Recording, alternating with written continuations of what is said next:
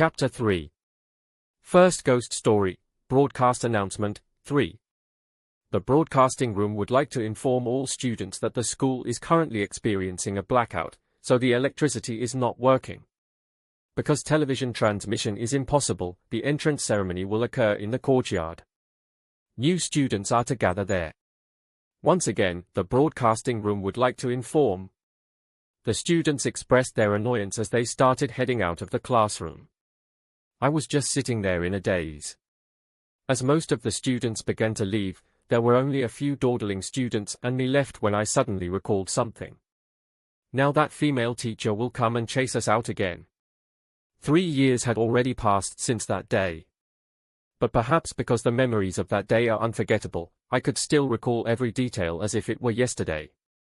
Just like I remembered, footsteps could be heard in the hallway.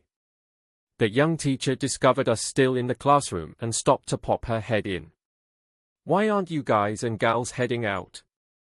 After hearing those words, I looked around the classroom to discover 3 students other than me still present.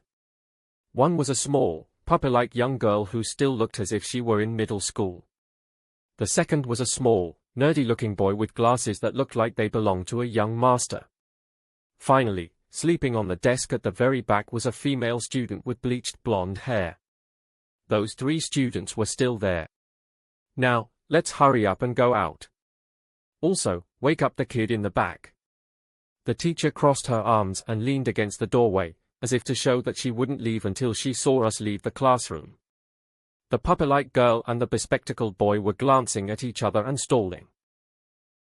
No matter who you asked, the girl in the back looked like a delinquent.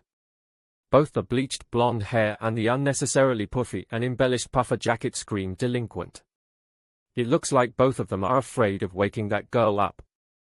I sighed. What was it like in the past? I think she would wake up on her own if we waited a bit. My mind drew a blank, since it had been 3 years. However, the faster I interacted, the faster the memories would return. "I'll wake her." I spoke in the direction of the 2 who were dawdling and made my way towards the back. No matter what, I had lived 3 years longer than these kids. I was the one who, before I returned to this time, had already finished high school and got into college. Although the girl was exuding an air of "don't bother me," the so-called hierarchy amongst delinquents was laughable to me.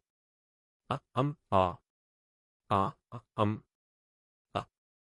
why was I stuttering so much?